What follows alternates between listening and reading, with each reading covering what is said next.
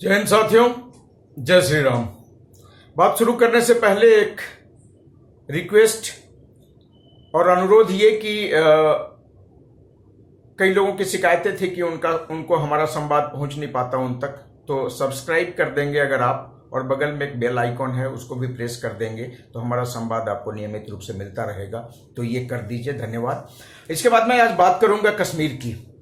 कुछ मासूम लोगों का सवाल है या उनके मन में ये विचार है कि यदि पर्यटक कश्मीर जाना ही बंद कर दें तो जो भारत विरोधी लोग हैं उन पे एक चोट पड़ेगी और हम उनकी अकल को ठिकाने लगा सकते हैं इस तरह से। क्योंकि अभी अभी जो 26 लोगों की हत्या हुई धर्म पूछ के, तो ऐसा तो हुआ नहीं होगा कि पाकिस्तान से कुछ लोग चले और चलते चलते यहाँ तक आ गए, उनको खाना पानी का जरूरत ही नहीं पड़ा, उनको कोई ठहरने का जगह ही नहीं दिया, उनको कोई टैक्टिकल सपोर्ट दिया ही नहीं, उनको कोई गन मुहैया करवाया ही नहीं और वो लोग मार के चले गए बिना लोकल सपोर्ट के। तो ये हो नहीं सकता। तो लोकल सपोर्ट तो है उन्हें, जो लोग ऐसा दहशतगर्दी फैलाते हैं।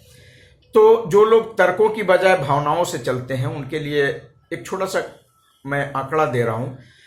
कश्मीर में जो पर्यटन उद्योग है हमारा, उससे हर साल लगभग 8,000 करोड़ का आमदनी हो जाता है। तो 14 से 24 तक अगर हम जोड़ें तो 80,000 करोड़ की आमदनी होती है। और उसमें से 3-4 साल और घटा दें, क्योंकि कोविड और फिर 370 का रिवोक होना, उस समय 3-4 साल जो बिल्कुल बंद रहा स्थिति, तो अगर 30,000 करोड़ उसमें से घटा दे तो मोटा मोटी 50,000 करोड़ की आमदनी हुई पिछले 10 सालों में।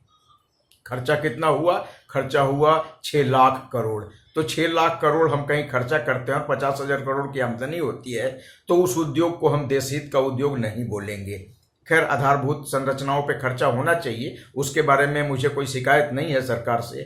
पर बात यह है कि इन सब चीजों के लिए जो जिम्मेदार ठहराया जा रहा है लोगों को कि नहीं तुम मत जाओ, क्या ये बात सरकार से नहीं कहा जा सकता है कि तुम फैसिलिटेट करो लोगों का जाना?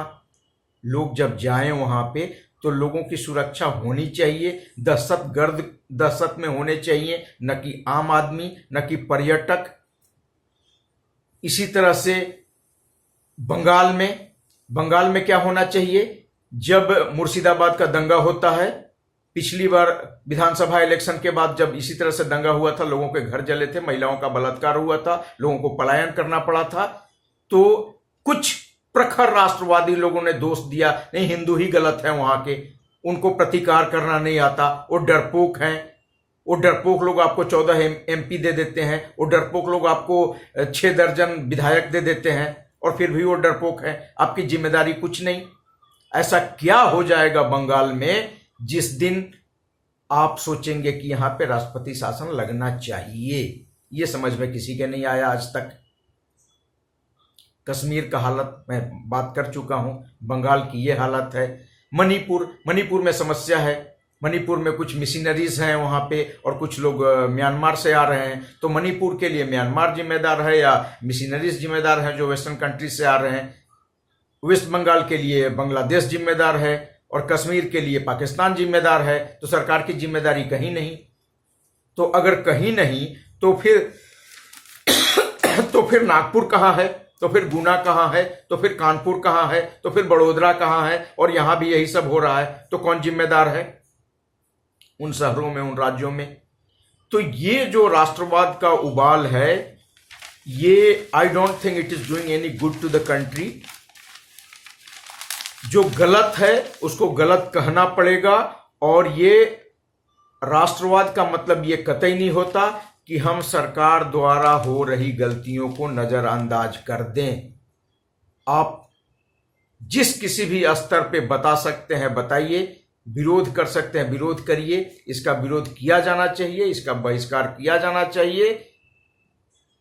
ये तो सही है कि धन लुटा के अपने विरोधियों के ऊपर उनको मजबूत करना सही नहीं है, सही नीति नहीं है। बट ये चीज समझना पड़ेगा केंद्र सरकार को।